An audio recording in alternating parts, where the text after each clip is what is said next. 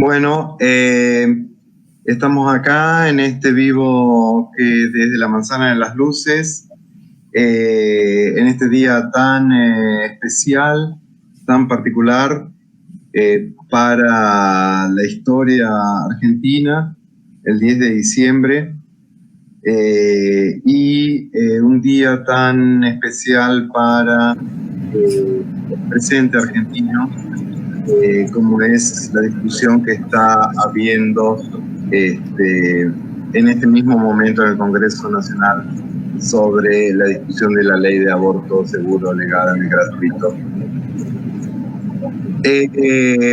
Para nosotros este diciembre en la Manzana de las Luces nos hemos propuesto celebrar los derechos, celebrar las luchas, y así comenzamos el 1 de diciembre celebrando la lucha contra el HIV-Sida.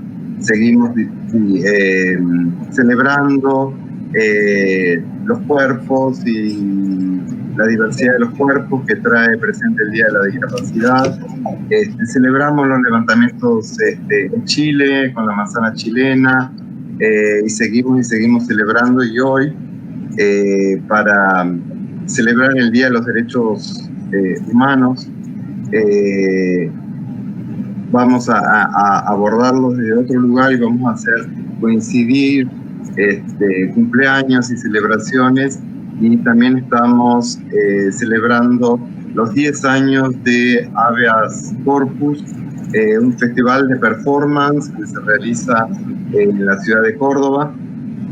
Y entonces es para nosotros un súper placer juntar estas dos celebraciones, la de los derechos humanos, y Habeas Corpus como el propio concepto, la propia noción de Habeas Corpus, pero también en un claro ejercicio de performance, lo que han hecho los compañeros y compañeras, que es tomar esa noción y resignificarla, abrir un nuevo espacio para que discurran los sentidos, las prácticas, las acciones, y se posibiliten encuentros.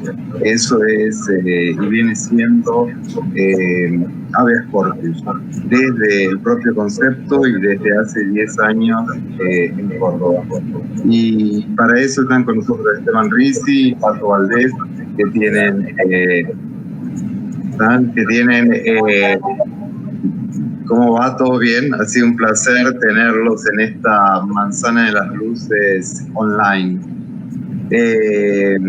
Entonces, un gran placer tenerlos tenerlos a ustedes acá con nosotros y con nosotras. En primer lugar, en esta primera conversación, me gustaría que contaran un poquito qué es Habeas Corpus, porque me parece que es, como siempre hemos discutido, hay un gran conocimiento de lo que se hace en la capital del país y hay un profundo desconocimiento de lo que se hace desde hace mucho tiempo en eso llamado el interior o las provincias. Entonces eso, que nos cuenten cómo sale, cómo nace, qué es Habeas Corpus. Bueno, Habeas Corpus surge como un festival en 2010 en el marco de la programación del Centro de Arte Contemporáneo Chateau Carreras, y tiene como propósito tratar de darle un lugar central al arte de performance, que en los espacios públicos hasta ese momento era siempre como un anexo a las actividades más consagradas. En el campo de las artes visuales podría ser la muestra de pintura o de artes visuales, rematada con una acción el día de la inauguración. Y el objetivo de Habeas Corpus era tratar de darle una centralidad a todas las posibilidades, ya que esta primera edición en 2010 no solo contó con acciones, sino también con una muestra de foto performance, video performance, una serie de conversaciones en torno a prácticas de las más diversas posibles en torno a esta práctica artística, y también con el objetivo de ser un poco divulgador del arte de la performance, en el sentido de tratar de hacer un recuento histórico. Por ejemplo, en 2010 se le hizo un homenaje a Oscar Bonino. Pusimos también un poco de tensión en la realización al convocar a performers invitados para que hagan, repliquen, reversionen acciones de artistas consagrados, por ejemplo de Joseph Beuys, de Marina Abramovich, como para que también la audiencia que no tuviera una cercanía con el arte de performance pudiera hacer un link y tratar de entender un poco esa práctica artística. Y es muy importante para Córdoba también, porque en esto que vos decías, Gustavo, de cuando se hacen los relevamientos históricos que muchas veces no trascienden la General Paz, muchas veces eso puede ir hacia atrás, entonces aparecen Bonino, Berni como lo más atrás posible, y sin embargo en Córdoba tenemos la figura de Deodoro Roca, que en 1940, a lo mejor sin proponérselo o sin pensarlo como performance, realizó junto con Rosa Malvina Ferreira, con su hermano, que no recuerdo el nombre, una intervención en la que, debido a una censura, una muestra con desnudos de Ernesto Soneira, salieron a vestir las culturas que había en el espacio público, que estaban desnudas. Entonces esta intervención podría considerarse un antecedente de la performance. Se da en el interior y se da en la década de 40. Claro, y agregando un poco a lo que dice Esteban, lo importante que es el cuerpo como un lugar de resistencia, un lugar de transformación, sobre todo cuando uno vive en un lugar periférico, en donde tiene que alimentar esa capacidad para crear otra realidad, ¿no? Que no pasa por una centralidad. Y creo que Habeas Corpus ha llegado a este cumplir 10 años poniendo ese foco, ¿no? Haciendo ese foco a esas prácticas sensibles, donde los artistas o los gestores que hacen y producen en el interior del país, que hay un montón, también ponen un poco en crisis o mueven un poco el tablero de lo que es por ahí lo más hegemónico de lo que es el arte de performance en la Argentina. Sí, a mí siempre me pareció súper importante la conciencia que había desde Habeas Corpus de que se estaban inscribiendo en una historia que era mucho más larga. ¿Sí? Entonces hay una vocación política de Habeas Corpus de hacer memoria, de traer memoria sobre el arte de la performance en Córdoba, no solo como una actitud reivindicativa o una actitud de complementar y hacer más compleja la historia, sino como un propio ejercicio de memoria que nos devuelva a los que estamos ahí, a los que seguimos estando ahí, a través de esta celebración, por ejemplo, que nos permita hacer memoria, trazar ese ejercicio, como si rescatando ese lugar de la performance y del arte de la performance, que es su capacidad de tejer memoria, como si la materialidad de la performance es el cuerpo, pero también es el tiempo. Exacto. Y es en esa repetición que se da en el tiempo que trae y explota y explora el arte de la performance. Es como si en ese hacer una y otra vez, siempre igual, siempre diferente, consigue hacer memoria. Quizás eso sea la memoria, hacer una y otra vez, siempre igual, siempre diferente. Y ese es un valor riquísimo de habeas corpus, tanto en su nacimiento como en su resistencia, permanencia, digamos, ¿no? Con la dificultad que supone haber atravesado los últimos 10 años, con todos los cambios políticos, culturales, económicos y ahora también sanitarios que todo esto supone. Sí, totalmente. Me parece que el punto clave es esto que decías recién de la continuidad, ¿no? Como uno, a través de la continuidad de la acción y de la reflexión y de también definirse como artista o gestora, tiene que seguir como impulsando proyectos que dependen muchas veces de cómo la capacidad del cuerpo, del cuerpo, de poder llegar, a pesar de toda la precariedad que uno tiene en contextos, poder seguir adelante, digamos, y eso es como lo más, digamos, político que tiene. Sí. Sí, y a su vez también este contexto actual de la pandemia nos, como a todos, nos imposibilitó hacerlo de la manera en la que lo venimos haciendo y tuvimos que tomar decisiones, que repensar cómo se sigue de acá en más, en algún modo también improvisar al no haber antecedentes y tratar también de asumir el riesgo en el sentido de que puede ser errónea la decisión o también puede ser de que nos posibilite seguir pensando estas tensiones, así como pensamos que sí es posible repetir performance, que sí es posible hacer performance de otros artistas citadas, relacionadas, también estaba esta posibilidad de pensar la migración del espacio-tiempo físico cotidiano a esta virtualidad que básicamente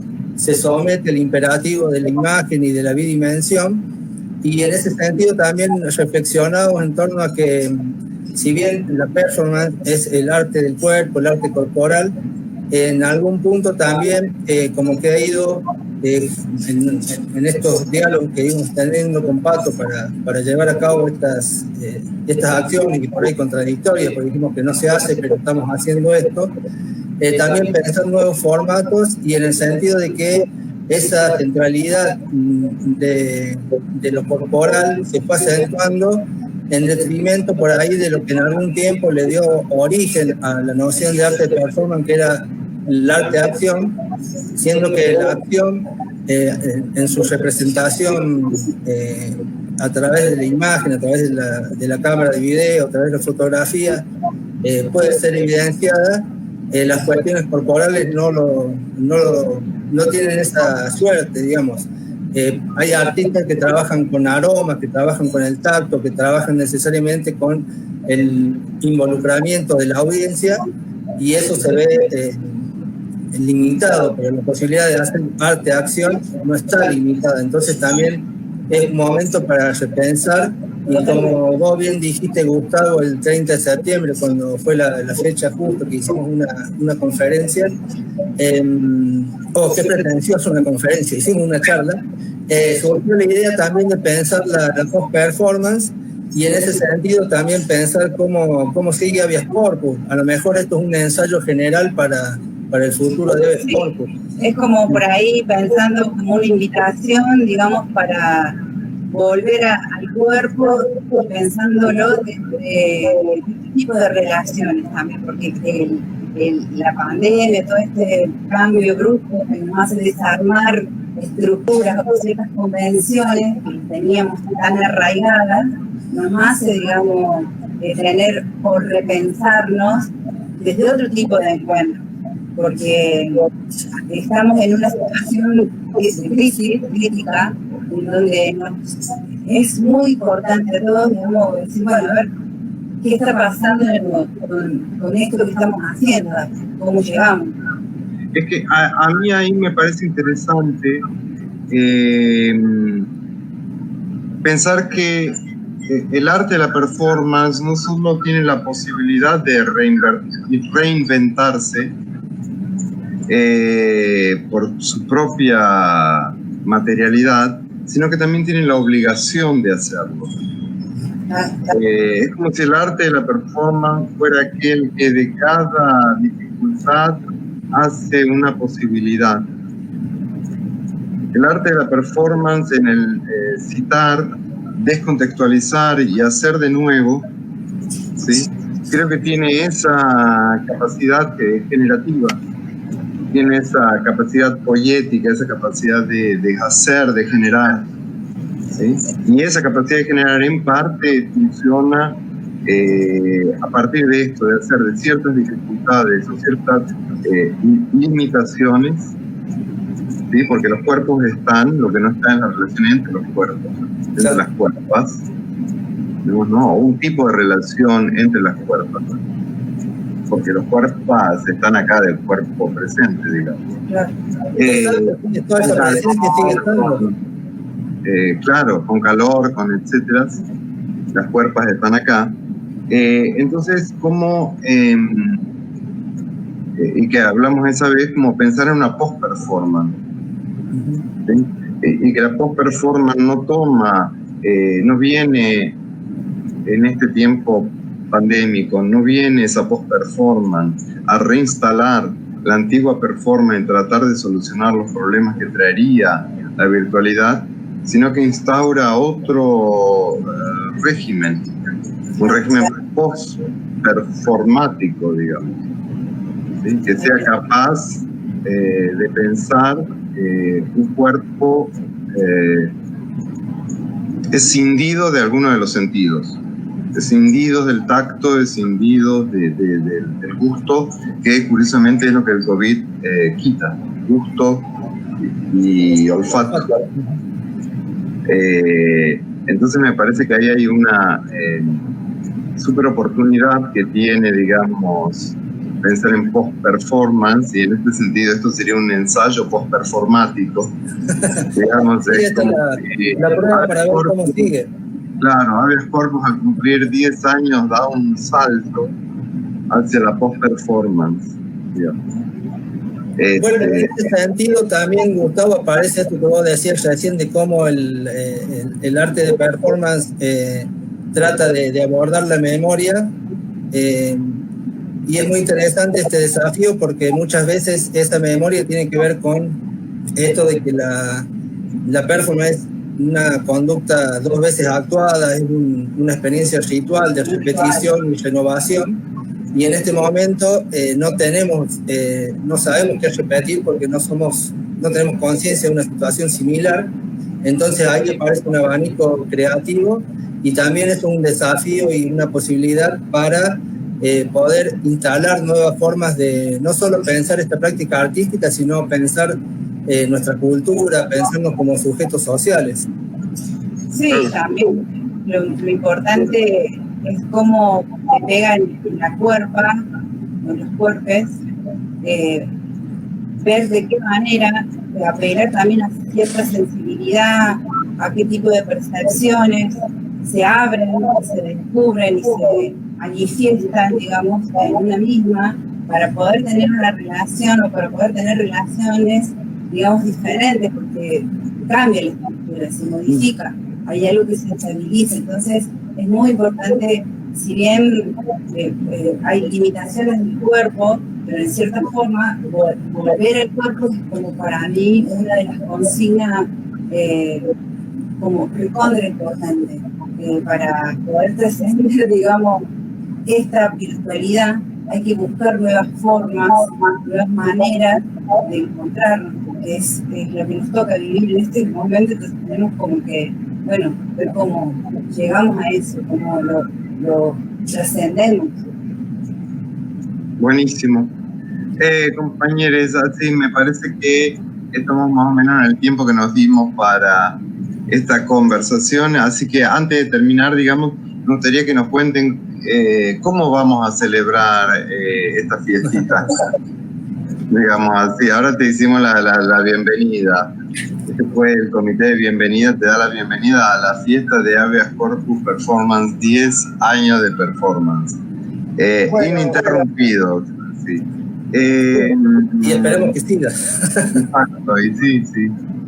Entonces, que nos gustaría que nos cuenten hacia dónde vamos, cómo sigue la fiesta.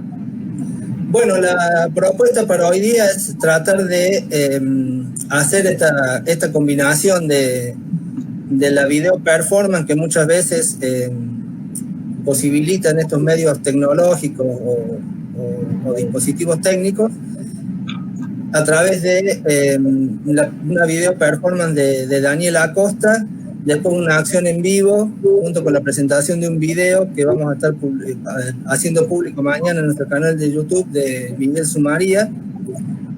Después va a haber una acción de Pato junto con Lorena Gasparini y Lucrecia Tarico, una acción en tiempo real, por así decirlo, para la cámara, y finalmente un set sonoro con algunas imágenes en las visuales de registro de ediciones anteriores de Habeas Corpus. Y a continuación ahora, previo a toda esta parte más artística, tenemos la posibilidad de contar con la presencia de Emiliano Arias, que fue quien le dio el nombre a este festival, como viniendo a solucionar. La idea era poner un nombre que remitiera a algún aspecto esencial de la performance, como es el caso de una acción, y el habeas corpus constituye una acción, un recurso legal, que en ese sentido también es muy importante poder estar justo hoy día, en esta fecha. La verdad que nosotros estamos muy satisfechos, muy orgullosos de que tengamos esta posibilidad, que también es una responsabilidad y que también acentúa que los derechos humanos abarcan todos los aspectos de la vida, no solo política, sino también artística, cultural, creativa, y por sobre todo de la corporalidad de nuestros propios cuerpos, en este sentido en relación con el arte de performance. Y casualmente hoy que se está tratando el tema de la interrupción voluntaria del embarazo como una ley bastante avanzada para nuestro país, aún resistida por ciertas mentalidades retrógradas, y que a su vez esto evidencia y posibilita la inserción de una práctica artística con la vida, esto que por ahí muchas veces decimos como muletilla, arte y vida. Entonces estar digamos todo esto sintonizado o que se haya alineado de esta manera es por algo también, ¿no? Entonces en ese sentido venimos a aportar el arte de performance para todas estas luchas y reivindicaciones de nuestros derechos, nuestras libertades y sobre todo nuestras subjetividades. Nada es, sino que de bien. Leí en algún lado eso. Bueno, y una cosita más, Gustavo, así como para en qué estábamos pensando. Cuando estábamos ahí viendo la acción que iba a realizar Pato, le pusimos también un título que tenía que ver con las cosas que nos atravesaban en estos divagues, que se llama Poner en duda la acción, ¿no? Entonces muchas veces el arte también viene no solo a tratar de representar y emular realidades, sino también a proponer nuevas realidades. Y en ese sentido las pone en tensión para ver si corresponde continuarlas, si corresponde modificarlas, y poner en duda es también un ejercicio de saber de nuestras limitaciones, de que no hay certezas, y sobre todo en esta época que no hay ninguna certeza, o salvo la que está siempre. Sí, sobre todo poner en duda tiene que ver con un estado, digamos, de suspensión, le ponemos esa palabra, porque es un estado donde uno se toma el tiempo para ver qué carajo está haciendo o hacia dónde se dirige, digamos. Me pone eso, la duda de la acción tiene que ver con acelerar o desacelerarse de cierta forma, poner en pausa. ¿Qué pasa con nosotros, las emociones? ¿Qué nos pasan a nosotros con estas nuevas posibilidades? ¿Qué pasa? Porque lo emocional o lo perceptivo, digamos, la sensibilidad, entran en otra secuencia que no solamente afecta a uno, sino en lo cotidiano, ¿no? En el movimiento cotidiano que hace observar y empoderarte y emanciparte en cierta forma, un acto, viéndolo a la acción o viendo al cuerpo o a los cuerpos como un acto para poder liberarnos, de formas de movernos. Es todo un lugar complejo, pero es muy un encuentro con una misma también. Yo solo disentiría con algo que no es una época tan sin certezas, sino como en todas las épocas tenemos dos certezas. Claro. Que no vamos a morir. Sí, Y la opresión de los oprimidos. La repetición de la opresión de los oprimidos. Esas certezas las tenemos. Sabemos que nos morimos y sabemos que hay gente, otros, que están muy mal. La tradición de los oprimidos. Esas son dos certezas. Sí, tal cual. No. Pasa que hay una certeza que por ahí no nos hacemos cargo y por ahí quedó tan visibilizada ahora y menos nos hacemos cargo. Exacto. Bueno, si les parece, podemos ir avanzando a la celebración. Claro, así de, si no nos ponemos muy bien, ahí brindando. Bueno, gracias Gustavo por ser anfitrión, gracias a la Manzana de las Luces y vamos a continuar con esta pequeña celebración. Si está en el estudio Emiliano, para que... Chao Gustavo. Gracias Gustavo. Un beso. Si está en el estudio Emiliano y Agustín, para que nos comenten un poco. Acá estamos. Hola Emi, ¿cómo te va? ¿Cómo estás? ¿Cómo andas, Esteban? Bueno, muchas gracias por la invitación, muchas gracias a la Manzana de las Luces. Siempre es un placer escucharlo a Gustavo. Sí. Así que bueno, contento después de 10 años a festejar, Realmente hay que festejar. Sí, ¿quién diría cuando empezó que iba a terminar bien y a pasar este tiempo y que siga viva esa inquietud? Es como decir vos, una vez más estamos en el mismo brete, ¿no? O sea, ¿cómo empezó esto? ¿Cómo fue que llegamos hasta acá? Esa sería la pregunta. Claro. ¿Cómo la vinimos mejor de todas hasta las acá? preguntas. Así que bueno, claro. Vos sos en parte responsable de toda esta posibilidad y bueno, y la invitación era para que nos comentes un poco cómo surge denominar habeas corpus con el peso que tiene el concepto y con lo arriesgado de la decisión de hacer un evento de esas características en su momento y en ese lugar.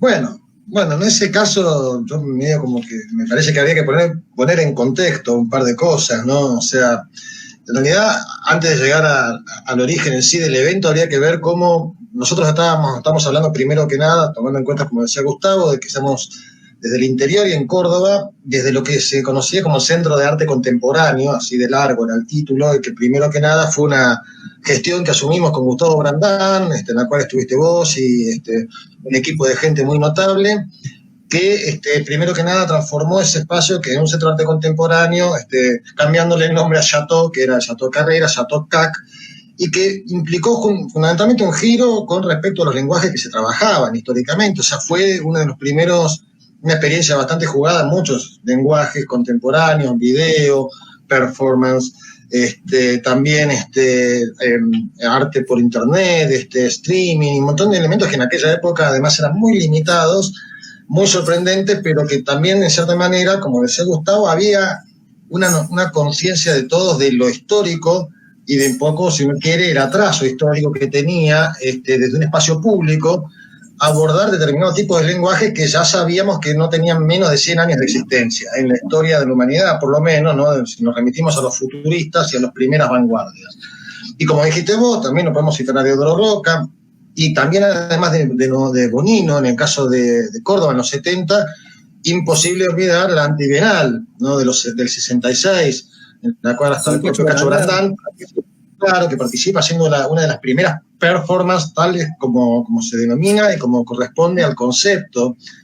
quizás más ligada todavía un poco a lo escénico, si se quiere, pero bueno, igual no se pudo hacer porque fue prohibida. En ese momento fue intervenida por la policía. Pero en ese contexto ya había... con la política ahí. Y sí, ya lo vinculaba, aunque en realidad no necesariamente la performance, sino el contexto político. No estamos hablando justo en plena época del golpe de Onganía. Por otro lado, también hay que ver que en ese mismo contexto ya había figuras que venían de Buenos Aires, ¿no? Que venían a ser desde Eda Díaz, Perciavale, Gasalla, que se sumaban a esta movida del antibienal junto con Minujín, Santantonín, el propio Romero Brés. Bueno, igual de todas maneras fue famosa acá en Córdoba por el hecho de que se prohibió. O sea, entró la policía y se llevó preso a todos en un momento de desborde del público indignado por el tipo de propuesta de lenguaje que se hacían, que era claramente rupturista para ese momento. Pero nosotros estábamos volviendo al tema en el 2007, esto en realidad es el 2010. En el 2007, 2008 asumimos esa gestión y desde el 66, algunas cosas que hizo Bonino, algunas cosas que hacían las generaciones del 80 y de los 90 en las escuelas de arte, pero que no tenían ningún tipo de accesibilidad en los espacios públicos.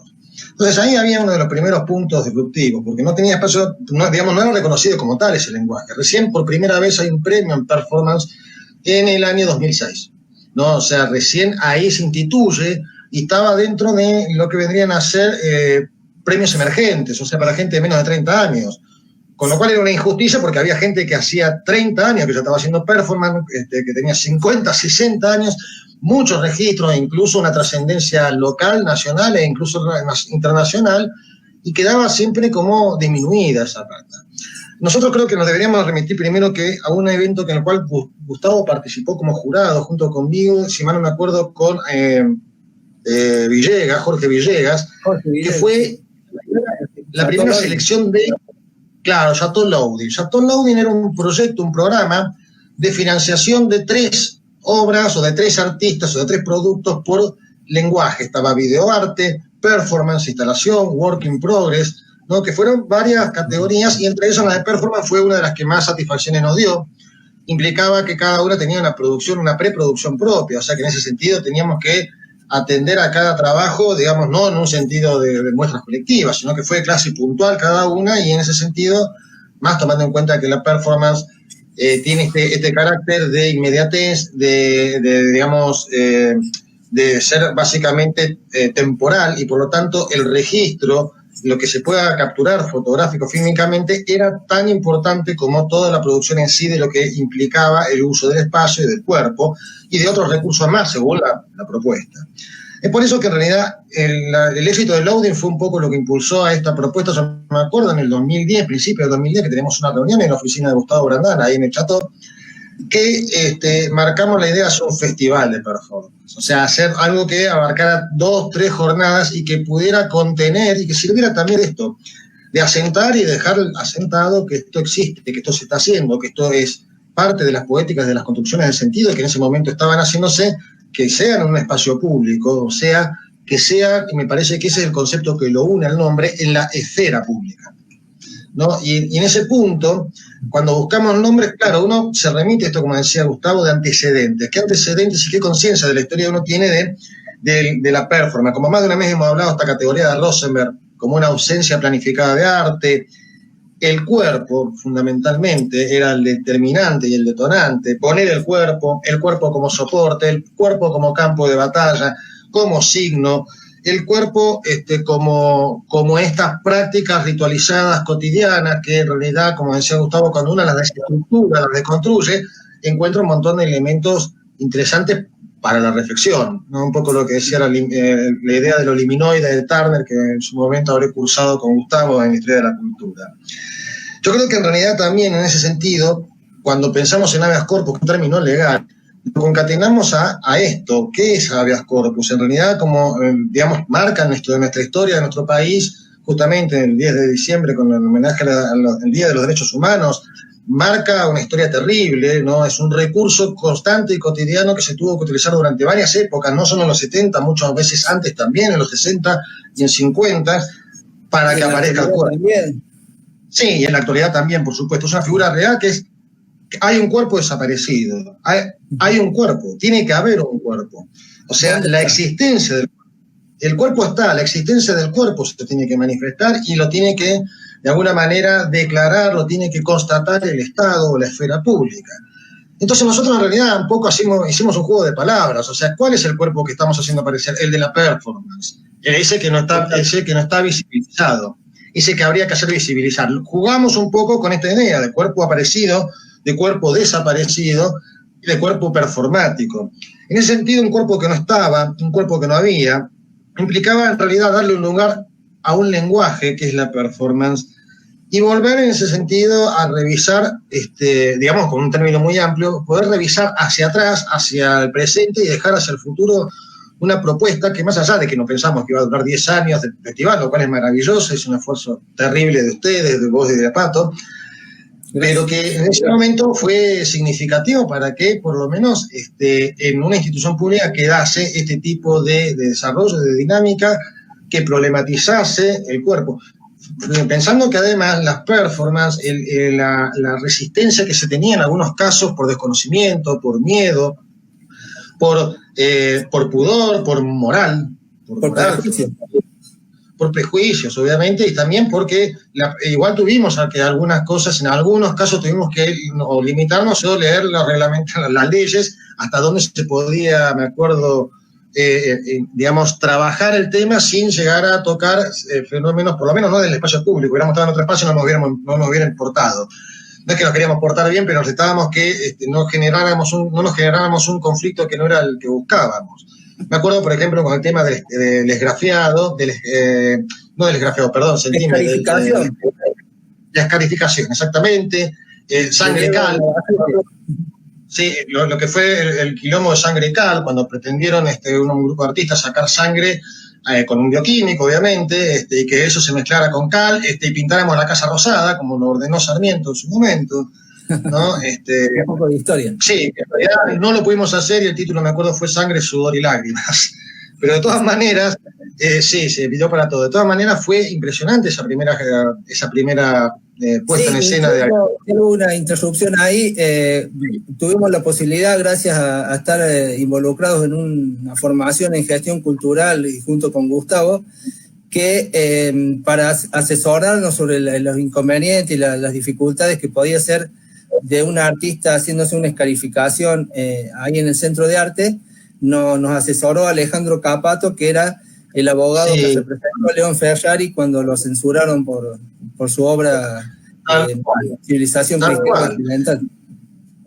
Por eso cuando uno dice, bueno, hay una ausencia planificada de arte, sí, hay una ausencia, pero hay una planificación detrás, había todo un equipo, todo un colchón de previas que iban sosteniendo esto en función de aportarlo, de apuntalarlo, de que no tuviera fisuras, pero lo sorprendente fue la cantidad de artistas que participaron. En la primera fueron 3 días, no me acuerdo si fueron más de 70, 80 artistas. 4 días, perdón, 4. Sí, y la cantidad de público. En eso eran alrededor de 118, 120 artistas, colectivos, y a su vez estaba la muestra de fotos, de video. De acuerdo,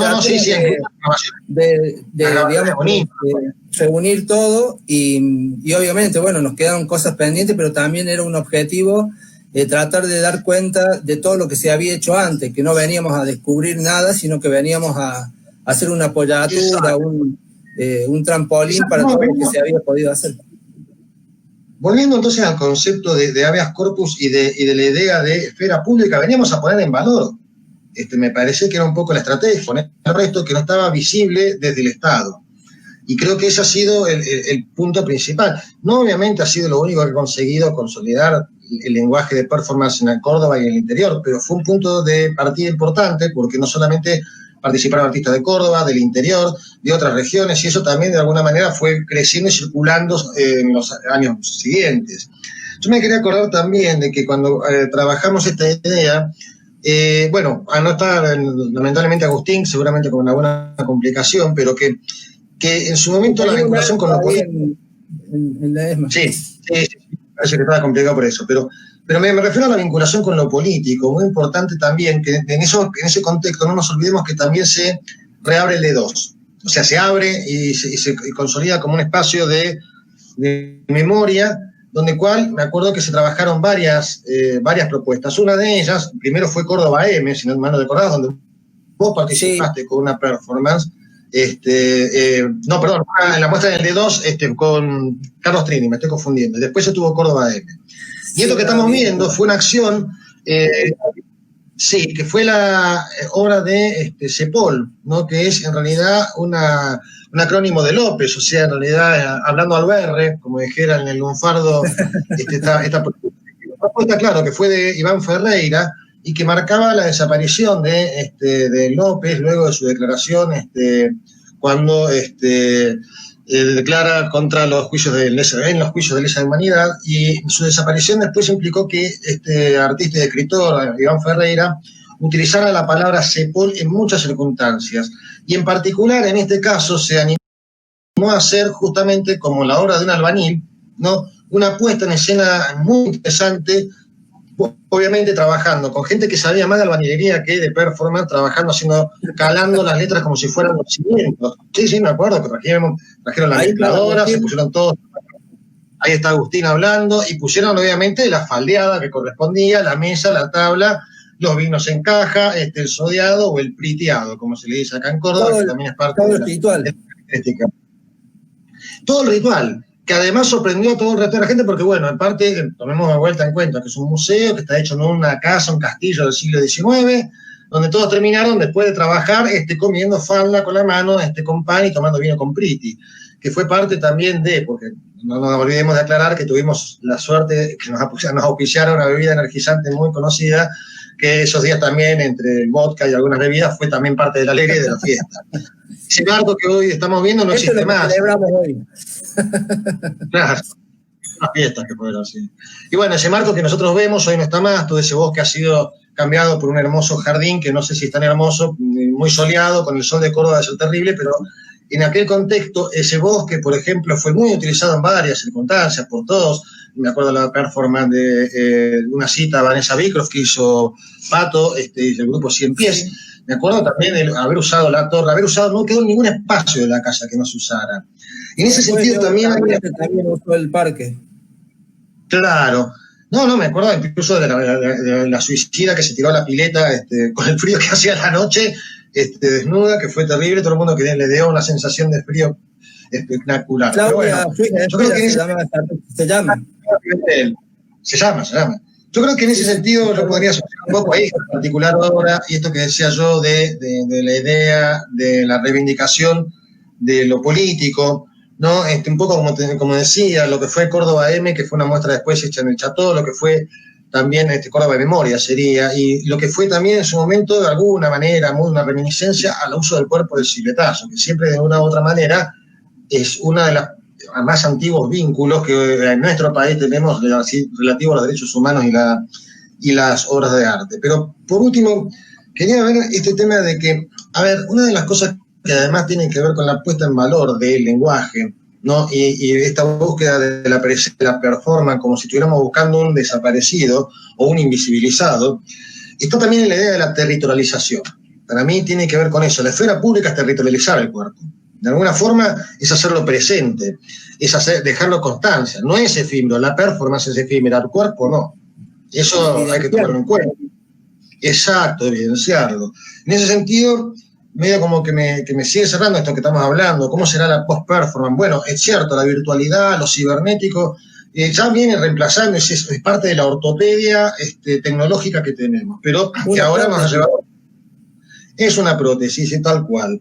Ahora, esa prótesis, como te acordás, hablábamos la vez pasada, hoy nos marca más que nada, y como dijo recién Gustavo, el cuerpo lo distancia, el cuerpo pierde el tacto, pierde el olfato, pierde el gusto, ¿no? Como decía Paul Preciado, ahora tu piel es la frontera, el barbijo es tu nuevo Lampedusa. Es de alguna manera también una marca, ¿no? En ese sentido, el cuerpo tiene que volver, me parece, en esa resignificación constante, y hay que deconstruir otras prácticas ahora. Otras prácticas que no son las directas, que no son las cotidianas, o que en todo caso se han cotidianizado ahora. En ese sentido sigue habiendo todavía mucho para cortar, porque mientras siga habiendo cuerpo, como dijo Gustavo, cuerpas, mientras siga habiendo, performance va a seguir habiendo. Hay material para seguir accionando, seguir reflexionando, sobre todo porque también es una posibilidad que da el arte de performance que genera reflexiones no solo en torno al cuerpo, sino al uso que le damos al cuerpo en el contexto social. Exacto, por supuesto, claramente, y que eso justamente un poco lo estudia la antropología también, pero está bueno que uno lo reconozca porque si no, no es que todo es performance, sino que en realidad la reflexión que como estamos buscando nosotros tiene que territorializar, historizar un poco también su contexto, no replicando necesariamente, pero sí siendo conscientes de, como sujeto político de la historia en la cual uno está atravesado. Nadie nació en un repollo tampoco, ninguna de estas prácticas busca necesariamente la originalidad, sino que la reflexión es necesaria constantemente, aunque tengamos que reflexionar a veces sobre las mismas acciones, por ejemplo, sobre los mismos pasos. Pero, y en ese sentido de que no se busca lo original como lo novedoso, ahí es donde se articula la instancia de que es una práctica de memoria, porque la memoria también tiene que ver con repetir para no olvidar, de traer al presente aquellas cosas que nos afectaron y cómo proyectarlas hacia adelante también. Tal cual, no se olviden que la performance, como los rituales, transforma el cuerpo en signo, en ese sentido, ¿no? Exacto. Entonces, ese es el punto. Y si la marca la deja en el cuerpo es una cosa, pero el cuerpo sigue marcado, y está marcado por un montón de pautas. Como dijo también Gustavo recién, sí, pero vamos a tener esas dos certezas. El cuerpo muere y el cuerpo va a ser oprimido, o es oprimido, o hay opresión sobre los cuerpos. Y ahí hay una particularidad también de este arte que no solo intenta evidenciar ciertas reflexiones en torno al cuerpo de artistas, sino también de la audiencia, involucrar a la audiencia de una manera no necesariamente participativa, pero sí de involucrarse, al menos en las reflexiones, y de sentir ese contacto directo en el convivio, en el aquí y ahora de cuando se materializa. Exacto, eso te iba a decir, el convivio es clave, porque me parece que es una de las... Bueno, ahí algunas de las fotos las mostraban, la cantidad de gente que hubo, que no todos eran del ambiente del arte, incluso gente que o venía a ver otro tipo de propuesta, pensando que iba a encontrarse con una muestra de pintura, está bien, o puede encontrarse una muestra estática. Claro, un cuerpo desnudo también, otro que venía más creyendo que era una joya. Que hay con la performance también. Sí, obviamente, y lo escatológico. Y por ahí se encontraba con, me acuerdo que la Soledad Sánchez Golar patinando, o se encontraba, claro, o sea, y no era necesariamente eso, o de golpe encontraba una cinta magnetofónica que tenía que poner los auriculares para escuchar grabaciones de Bonino y encontrarse con un padre de la performance histórico, por lo menos para lo que ha sido Córdoba. No sé, en ese punto yo creo que en realidad también es reflexivo. Nunca me voy a olvidar también de algunas anécdotas, así como una performance que se puso una torta en la cabeza. Contanos. Que mucha gente comía de la torta y la mujer se indignó con uno de ellos, porque si no, en casa no es capaz de comer, me dio un pastelito y vine acá y veo una muchacha desnuda con una torta en la cabeza y va y se prende.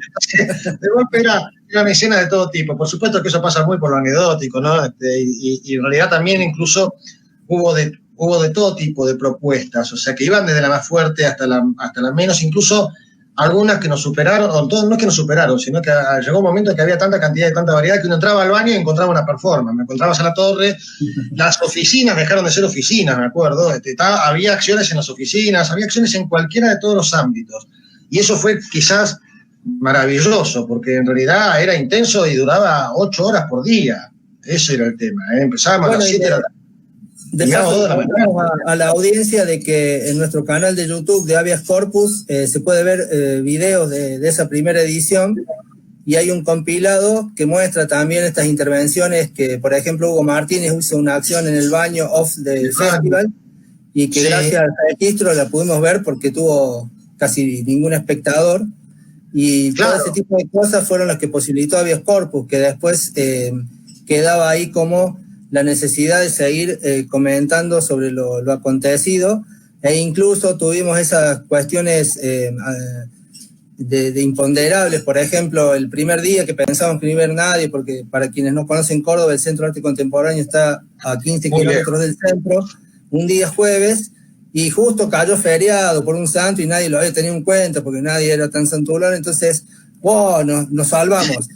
Y al otro día un frío de invierno, en pleno octubre, el 1 de octubre, un frío, y la gente igual participaba, y aparte de la simultaneidad de cosas para también tratar de hacer eso, de que la gente no tenga que estar esperando que termine para ver lo que quiere, sino que podía deambular, y en ese sentido también se hacía como una muestra de las artes visuales, ya que estamos en ese contexto, que vos podés ir recorriendo y te detenés donde más te interesa, o te salteás o volvés. Exacto, no había un programa con horario necesariamente, había sí un marco general de horario, pero en realidad había muchas cosas simultáneas, había cosas que uno se tenía que perder, ¿no? En ese sentido, digamos, el público tenía que optar, sin saber por ahí si estaba por algo bueno o malo, y algunos no optaban por ninguna.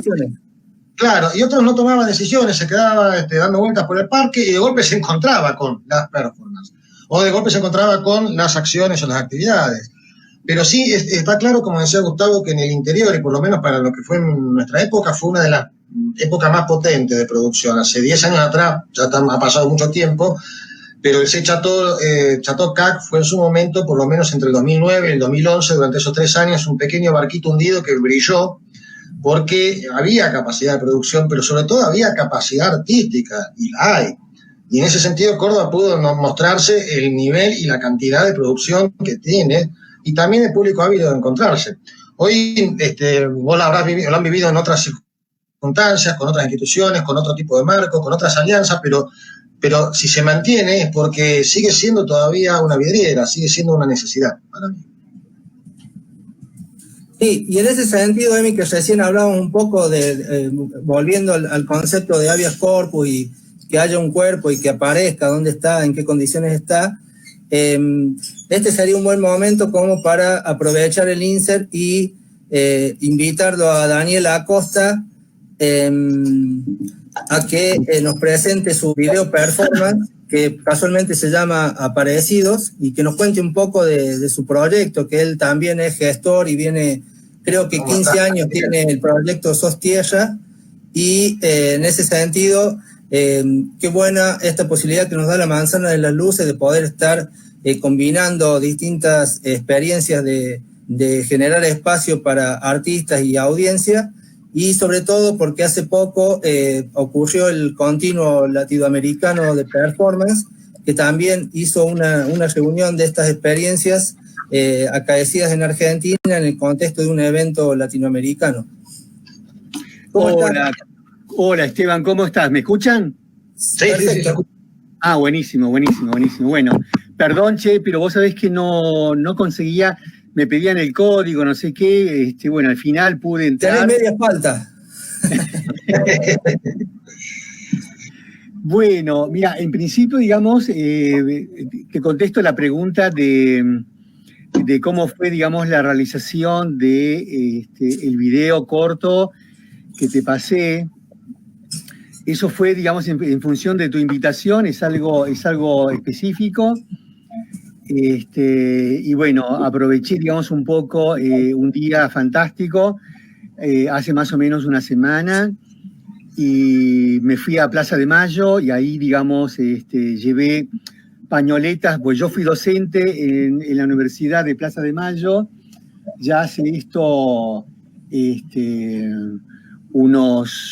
decir, eso fue en el 2000, es decir, que estamos hablando, digamos, de hace 20 años.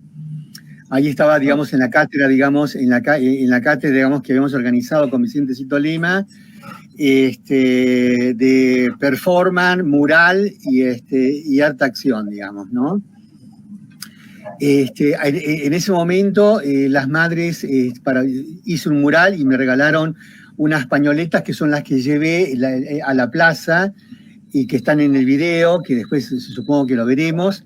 Si no lo sí, ahora a continuación lo vamos a ver, vamos a hacer un espacio para verlo, claro, detenidamente.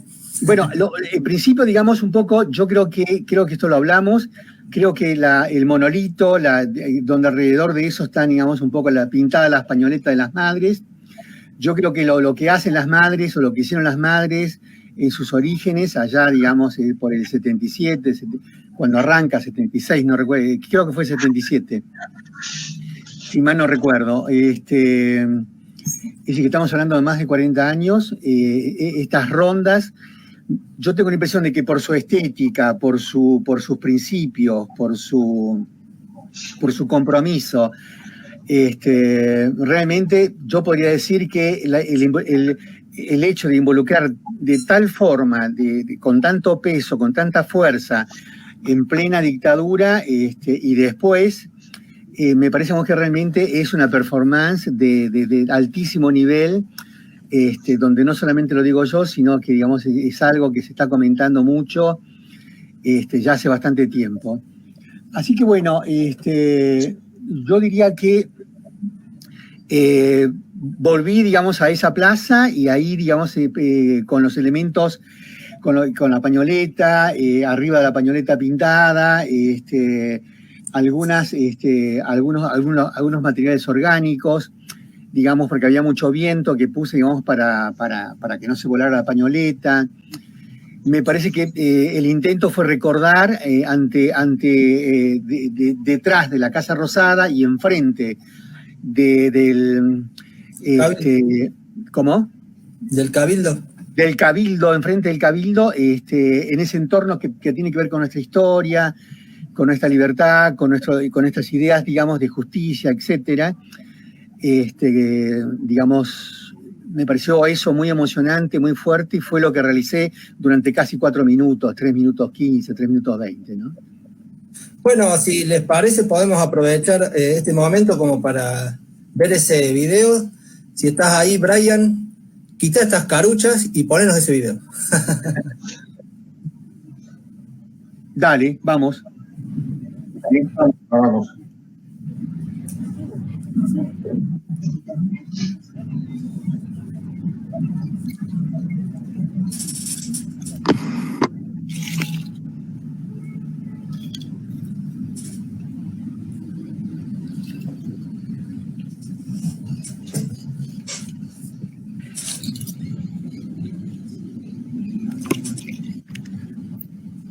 Falta el micro.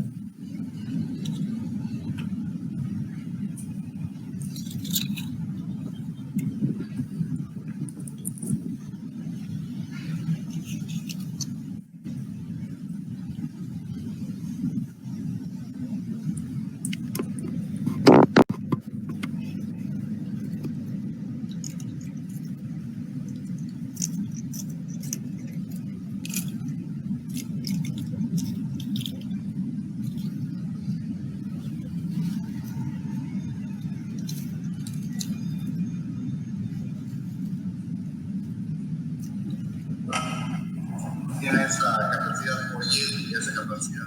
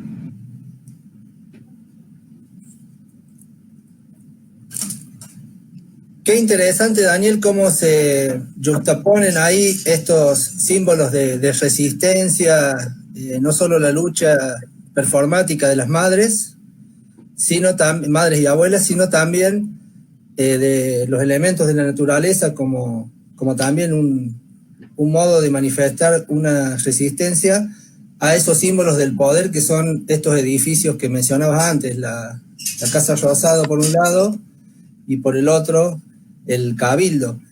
También haciendo una conexión temporal con nuestra historia y sobre todo con nuestra historia más reciente, donde las madres aparecen como un ejemplo de resistencia a partir de poner la corporalidad en acción y que se manifiesta en las luchas que se dan a diario y como sobre todo las cosas las que se está dando hoy día en el debate en diputados.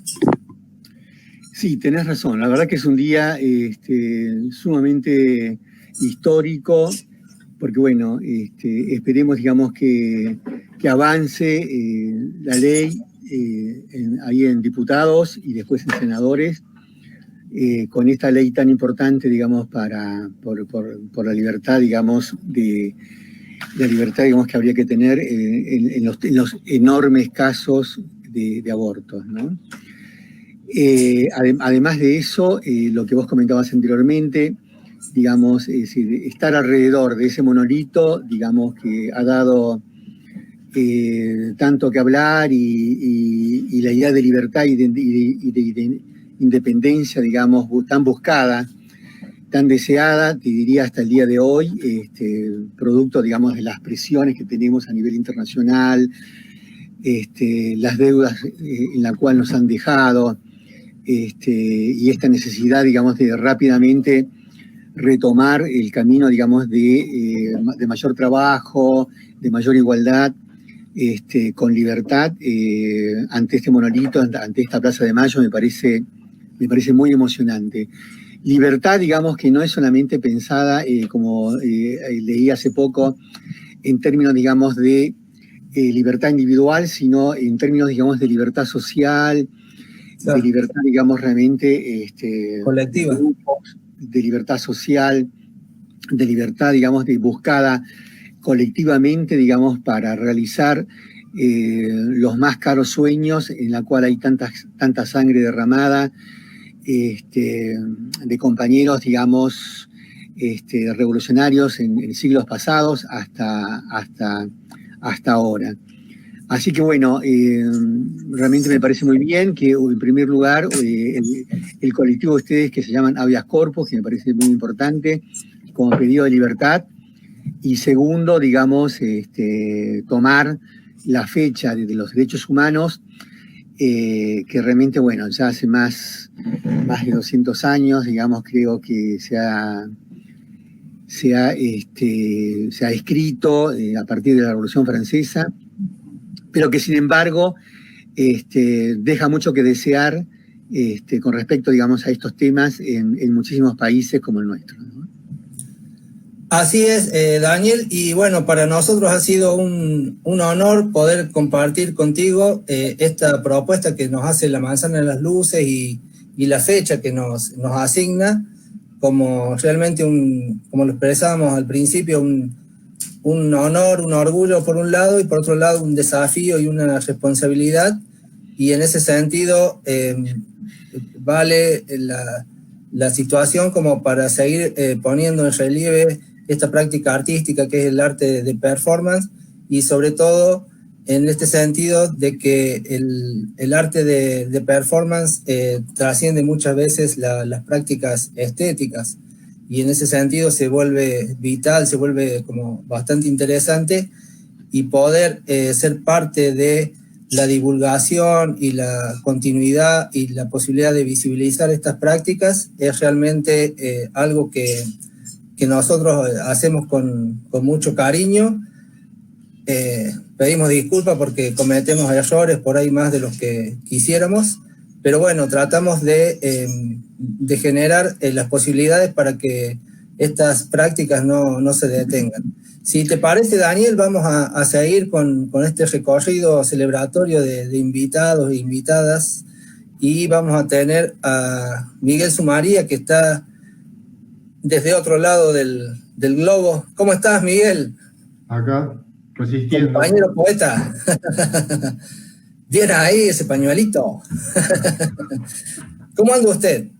Y bien, Bien, bien. Viendo y escuchándolos, interesado en la propuesta. En primer lugar, agradecerte a vos, a Pato, y a toda la gente de la Manzana de las Luces, a los técnicos que están ahí asistiendo esta festividad de lo que sería Habeas Corpus. Y bueno, los he escuchado a los compañeros y me parece que todo lo que manifestaron realmente es una gran, para mí que estoy en el exilio, entre comillas, digamos, una especie de ayuda espiritual, energética, para soportar la pandemia, para soportar la nostalgia.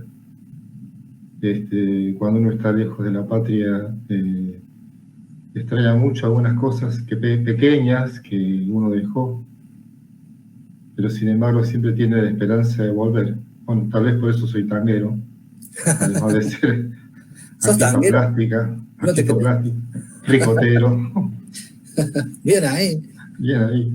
Bueno, contanos, Miguel, porque el otro día hablamos un poco así de este personaje con el cual vos te motivaste para la práctica del tango, que también deriva de hacer dibujos que tenían que ver con los gestos, emulando por ahí la caligrafía oriental, que desembocó en aparentes cuerpos que danzaban, y ello te llevó de la plástica a la posibilidad de empezar a trabajar con el cuerpo, con la corporalidad, y que a su vez tiene como principios los principios de igualdad, de libertad, de fraternidad, como ejes para consolidar una filosofía que sustenta una metodología para la enseñanza y el aprendizaje de esta danza que es el tango. Sí, bueno, en primer lugar, eso que me estás comentando vos, lo hice en el momento que ya en Córdoba había, más allá de mi aprendizaje en la plástica y en las artes, siempre me interesó porque creo que el arte, o el compromiso del arte es una acción política, es decir, como decía Bertolt Brecht, ¿no? Una acción política del hombre. El oficio del arte siempre trata de ser un detonador, un catalizador de lo que les pasa en nuestra sociedad, en nuestro momento histórico. Y desde esa intención investigué la danza, el teatro, el cine, el video, a pesar de seguir estudiando artes plásticas. Y ya en aquel momento de haber trabajado con bailarinas, en mi parte final de mi tesis, intentaba captar el movimiento. Y ahí donde lo que vos dices justamente aparecieron estos gestos de cuerpos, que primero eran como manchas, después se fueron convirtiendo como especie de ideogramas, ¿vale? Que yo le dije después, que ahora en esta época tanguera mía, le llamo ideogramas tangueros. En aquel momento le decía, en lugar de decir dibujos, decía bujos tangueros o bujos de movimiento. Y cuando llegué a Buenos Aires, como dicen en Argentina, en nuestro país, Dios está en todas partes, pero atiende Buenos Aires, por ese concepto unitarista. Tal vez uno viaja. La idea de este encuentro es tratar de mostrar lo que se hace en el interior y con gente del interior en otros lados, como es tu caso. Claro, justamente yo vine del interior, llegué a Buenos Aires y soy un tanguero que no nací en el puerto. Sin embargo, el tango me atrapó intensamente por una danza que en principio es una danza social, una danza popular de base. Su paisaje es la urbe. Para mí después deduje que el tango es una danza postmoderna, porque nace después de la revolución industrial, y es una mixtura de culturas, de diferentes etnias europeas que se sentaron en el Río de la Plata. para ir muy rápido, no contar mucho la historieta porque se va a hacer largo, y de esa mixtura de idiosincrasias, más el gaucho, el negro, es como un cóctel que se arma y se armó esta danza.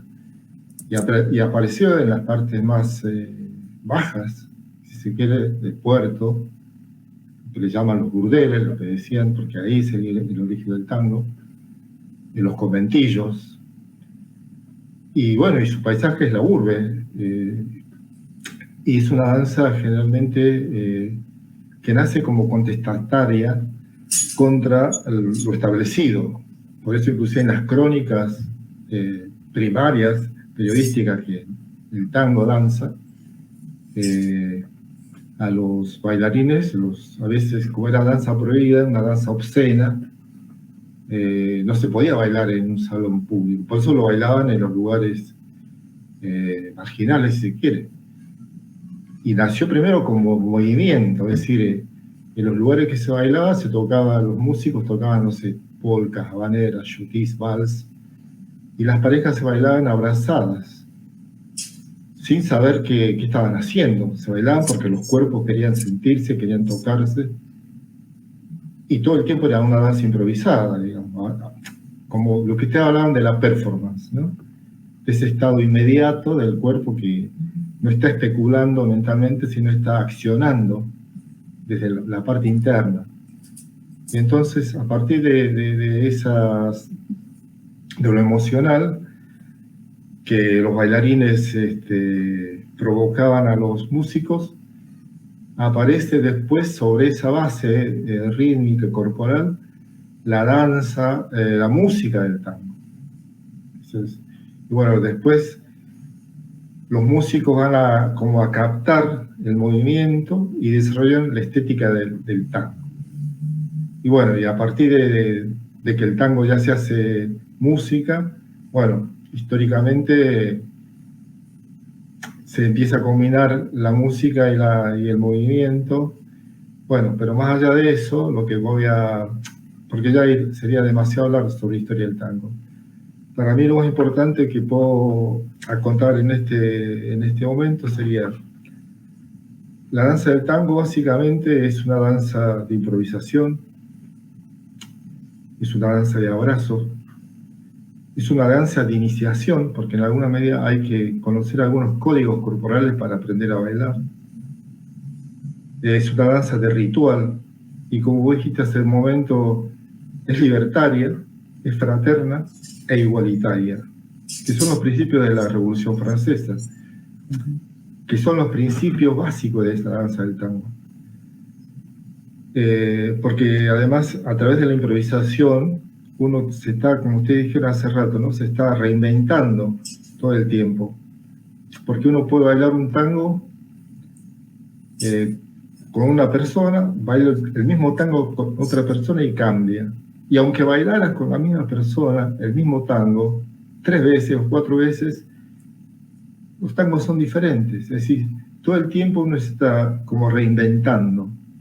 Entonces, desde ahí que el tango... Esta es la esencia ritual. La repetición, a su vez, genera nuevas instancias. Entonces, la repetición no es igual a idéntico, sino que es... Claro. Una repetición que se reactualiza, se impregna de las condiciones, de las situaciones, de los contextos del momento. Claro, claro. Eso le decimos nosotros los modificadores indirectos de la danza del tango. Bueno, esto que estoy conceptualizando como modificadores indirectos de la danza del tango, todo esto lo aprendí gracias a unos maestros que yo tuve la suerte de conocer en Buenos Aires, que son los Dinzel. Bueno, se fueron los Dinzel, no están, que son mis maestros, son los que me iniciaron en la verdadera danza del tango. Antes de llegar a los Dinzel, yo cuando me interné en el mundo del tango, pasé por muchas milongas, por muchos profes, por muchos bailarines, porque me atraía mucho esa acción que tiene la milonga, que es que la gente se mueve, en sentido contrario al reloj, no se chocan por lo general y bailan no sé, vos ves que cada pareja baila a su manera, es decir, no se están copiando. Hay personas inclusive que bailan con los ojos cerrados, y vos decís, ¿cómo este chabón puede bailar en este espacio sin chocarse? ¿Entendés? Y están rodeados, cuando uno está dentro de una milonga, porteña sobre todo. Acá en Europa es otra cosa. Digamos, Europa trata de copiar el tango argentino, pero por ejemplo esa mística que tiene el tango del puerto de Río de la Plata, por lo menos yo a los lugares que he ido no conozco muchos lugares.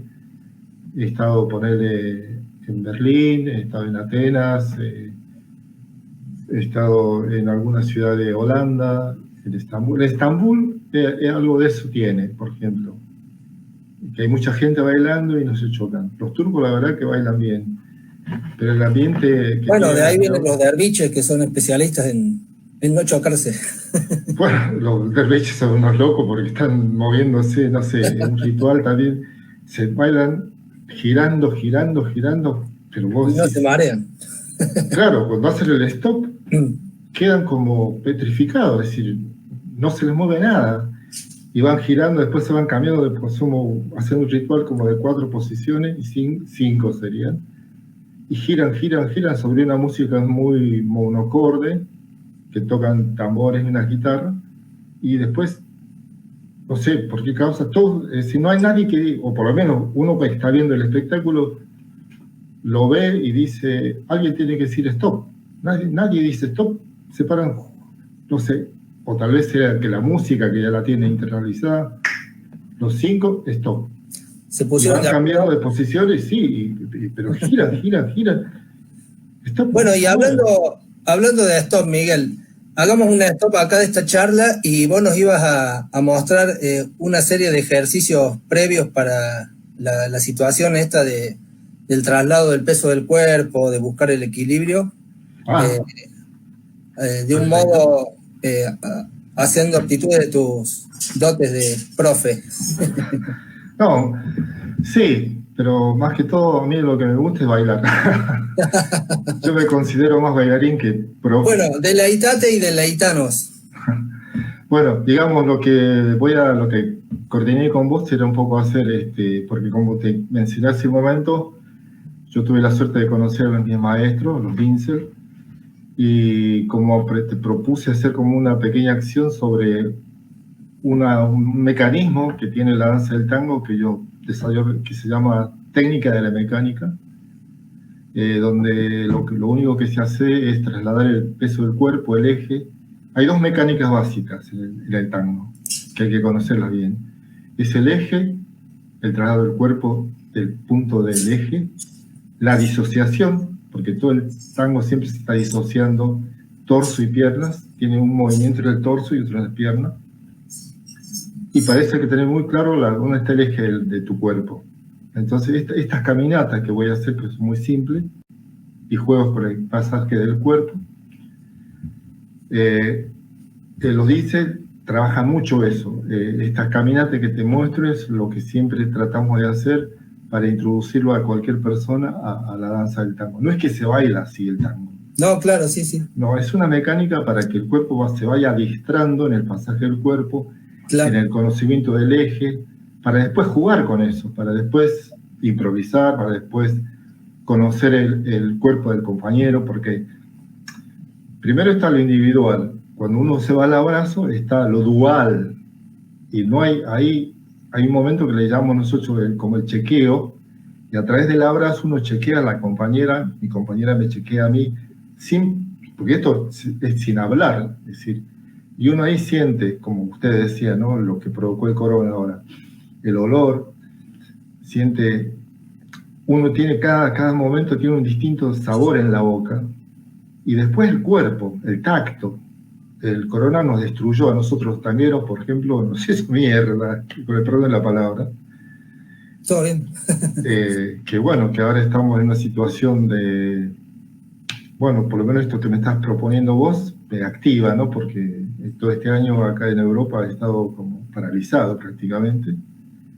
igual, mis compañeros y mis colegas en Buenos Aires, de igual modo, y cualquier persona que esté en el mundo, no nos podemos tocar, no nos podemos abrazar, no nos podemos estar con barbijo, distancia, y no puedes bailar el taco a distancia. Exacto. El taco es abrazo. Pero primero... Pero a distancia podemos hacer estos ejercicios de claro, sería de conocimiento individual, sería. ¿Ok? Voy a poner un tango, y sobre ese tango te voy a si se puede escuchar, a ver. Vos me dirás si lo escuchás a la música y... A ver, le voy a dar un poco. Y lo que dure el tango voy a hacer la acción. ¿Se escucha? Perfecto.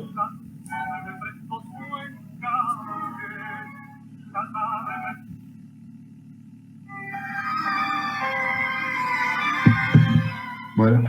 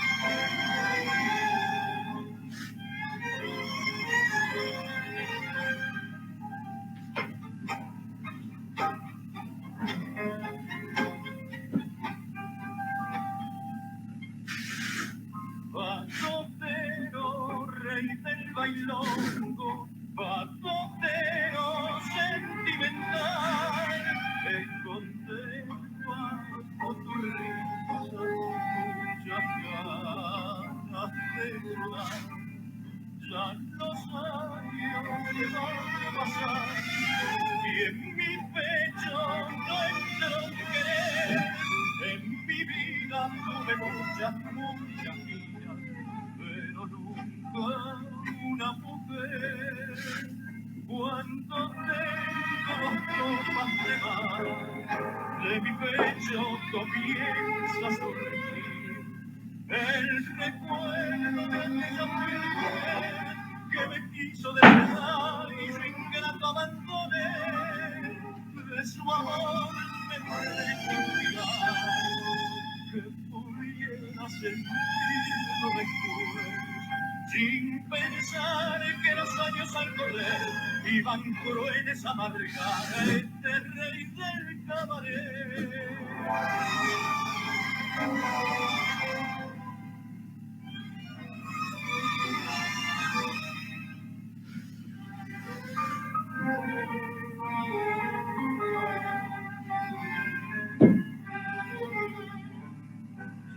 Los años se van a pasar y en mi pecho no entró un querer. En mi vida tuve muchas vidas, pero nunca una mujer.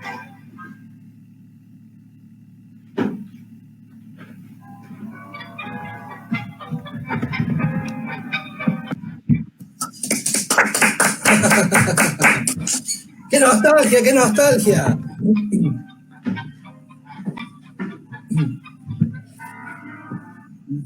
Bueno, Miguel, si te parece, vamos a continuar porque si no nos estamos viendo con los tiempos y nos van a... Hola, ¿me escuchás? ¿Escuchaste la música?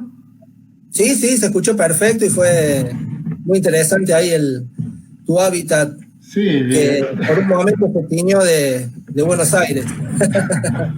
Bueno, si te parece, vamos a continuar para tratar de no descarrilar tanto con los horarios. Vamos a seguir ahora con Poner en Duda la Acción, que es una performance de Pato Valdés y que tiene como invitadas a Lorena Gasparini y a Lucrecia Tarico.